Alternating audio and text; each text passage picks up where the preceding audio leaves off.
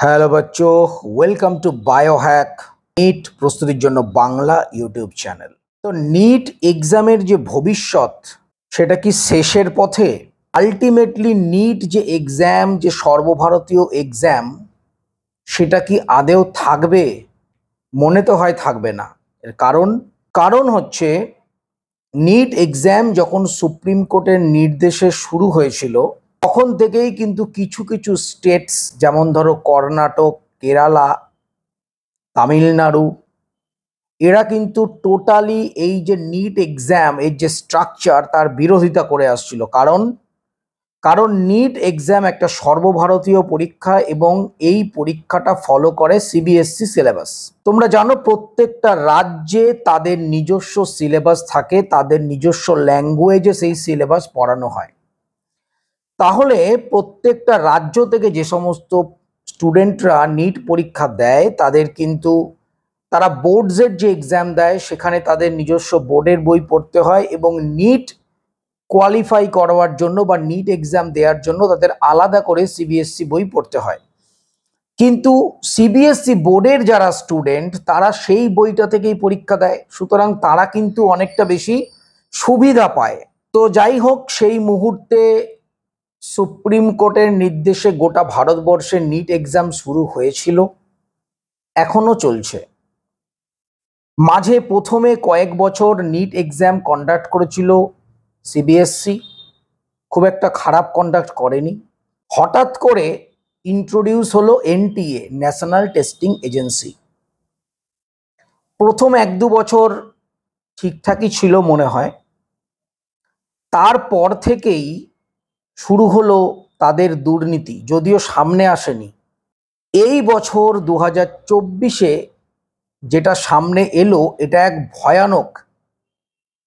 এই ভয়ানকতা বা এই দুর্নীতি দেখে এটুকু শিওর যে এই দুর্নীতি যে এত দূর অবধি এগিয়েছে এটা এবছরই এর উৎপত্তি নয়। বিগত কয়েক বছর ধরে একইভাবে দুর্নীতি ভেতরে ভেতরে চলছিল। তোমরা জানো বিগত 4-5 বছর ধরে কিন্তু প্রত্যেকবারই পেপার লিকের ঘটনা উঠে আসতো, যদিও এই 2024-এর মতো এত ব্যাপক হারে সেটা হয়নি, প্রত্যেকবারই ধামাচাপা দিয়ে দেয়া হয়েছে।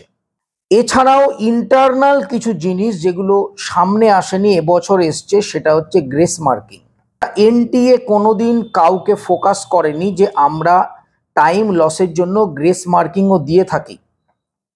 এতদিন অবধি আমরা দেখে এসছি টাইম লসের জন্য টাইম দেওয়া হয়, এই প্রথম বাধ্য হয়ে এনটিএ স্বীকার করেছে টাইম লসের জন্য গ্রেস মার্কিং দেওয়া হয়েছে এবং সেই গ্রেস মার্কিং এর রেঞ্জ 620 থেকে 720। তার মানে এমন নয় তো যে 2023-এ বা 2022-এ এমন কোনো স্টুডেন্ট নেই তো যে হয়তো দিল্লি এইমস বা অন্য এইমসে পড়ছে তাকেও ভেতরে ভেতরে গ্রেস মার্কিং দিয়ে দেয়া হয়েছিল? গ্যারান্টি কেউ দিতে পারবে? নেই। এছাড়াও বিভিন্ন স্ক্যাম এবছর উঠে এসছে। আমি জানি না, যে যাই বলছে বলুক, এই এনটিএর প্রতি যে 2025-এ যে সমস্ত ছাত্রছাত্রী এক্সাম লিখবে তাদের কোনো রকম ভরসা, গ্রহণযোগ্যতা বা বিশ্বাস আছে কিনা, বিভিন্ন মিডিয়াতে যেটুকুনি দেখেছি, তাদের ইন্টারভিউ শুনেছি, সেই কোনো স্টুডেন্টের এবং তাদের পরিবারের লোকজনদের, টিচারদের এই এনটিএর প্রতি কারোরই কিন্তু কোনো আর বিশ্বাস, গ্রহণযোগ্যতা নেই। সেন্ট্রাল গভর্নমেন্ট এবং এনটিএ ঐক্যবদ্ধভাবে সাথে সিবিআইকে সঙ্গে নিয়ে সুপ্রিম কোর্টকে ব্যবহার করে বিভিন্ন ডেটা এবং ইনফরমেশন হয়তো লুকিয়ে বা বিভিন্নভাবে সুপ্রিম কোর্টকে কনভিন্স করিয়ে তারা রিনিটটা কোনো মতে আটকেছে ঠিকই, এতে করে সব কিছু ধামাচাপা দেওয়া যায় না। জীবনে প্রথমবার আমরা এক অদ্ভুত অভিজ্ঞতার সাক্ষী হয়েছি। পেপার লিক মানে লিক আমরা জানতাম, পেপার লিকটা আবার লোকালাইজড নাকি ওয়াইড স্প্রেড সেটাও দেখা হচ্ছে। পেপার লিকের যে মেন, যে সে এখনো ধরা পড়েনি, তার মোবাইল থেকে বিভিন্ন কোচিং সেন্টার, সেটা রাজস্থান হোক, গুজরাট হোক, বিভিন্ন জায়গায় কোনো মেসেজ গেছে কিনা, পেপার এবং অ্যান্সার গেছে কিনা জানা নেই। যদি মোবাইলে হোয়াটসঅ্যাপে কোনো মেসেজ চলে আসে কোশ্চেন পেপার এবং অ্যান্সার, সেটা শুধুমাত্র হাজারিবাগ আর পাটনাতেই যাবে? সেকেন্ডের মধ্যে ভারতবর্ষের অন্য কোনো জায়গায় কি যেতে পারে না? তার কোনো প্রমাণ সিবিআই কি আদালতে দিতে পেরেছে? সেই মোবাইলটা কি বাজেয়াপ্ত হয়েছে? না। তো রিনিট হচ্ছে না, ঠিক আছে, কিন্তু একটা এক্সাম কেউ যদি দেয় তার তো গ্রহণযোগ্যতা থাকতে হবে। স্টুডেন্টরা কোন দিকে তাকিয়ে 2025-এর এক্সাম লিখবে? এই 2024-এর যে স্ক্যাম, সেই স্ক্যামকেই ঢাল করে নতুন করে কর্ণাটক গভর্নমেন্ট অলরেডি তাদের বিধানসভায় অ্যান্টি নিট বিল পাস করিয়ে নিয়েছে এবং এটা শুধুমাত্র রাষ্ট্রপতি সইয়ের অপেক্ষা।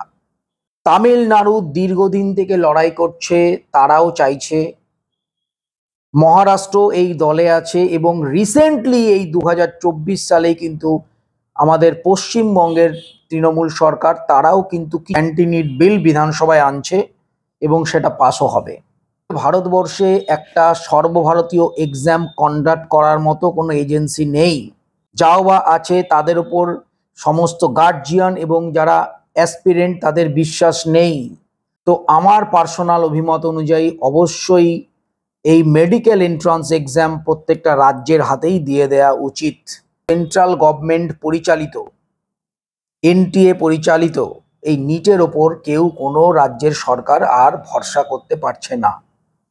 এই নিট এক্সাম বর্তমানে যা দাঁড়িয়েছে, যারা গরিব ছেলে, দিন আনে দিন খায়, সেই সমস্ত মানুষ, প্রত্যন্ত গ্রামাঞ্চলের যে ছাত্রছাত্রীরা ডাক্তার হওয়ার স্বপ্ন দেখছে, নিট এক্সাম এবং এনটিএ এবং সেন্ট্রাল গভর্নমেন্ট তাদের পুরোপুরি তাদের ভবিষ্যৎকে ধূলিসাৎ করে দিয়েছে এবং ডাইরেক্ট বার্তা দিচ্ছে কোর্ট থেকেও যে তোমরা ডাক্তার হওয়ার স্বপ্ন দেখা ভুলে যাও।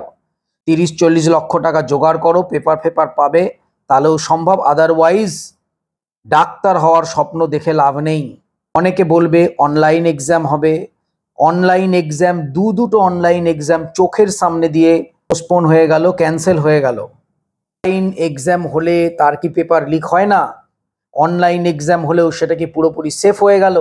তো যাই হোক, এই মুহূর্তে যেটা নতুন লেটেস্ট খবর, বিভিন্ন রাজ্যগুলো একসাথে কিন্তু দল বাঁধছে, তারা অ্যান্টি নিট বিল আনছে এবং তারা একসাথে ঐক্যবদ্ধভাবে কিন্তু এই নিটের এগেনস্টে লড়বে এবং এনটিএ এর প্রতি, এই নিট পরীক্ষার প্রতি কারো কোনো বিন্দুমাত্র আস্থা এবং বিশ্বাস নেই। যাই হোক, নিট রিলেটেড লেটেস্ট ইনফরমেশনের জন্য চ্যানেলটা সাবস্ক্রাইব করো, পাশে থাকো, মন দিয়ে পড়াশোনা করো। 2025-এর নিট কিন্তু ক্লিয়ার করতেই হবে। তো আজ এ পর্যন্তই, সবাই খুব ভালো থেকো, টাটা।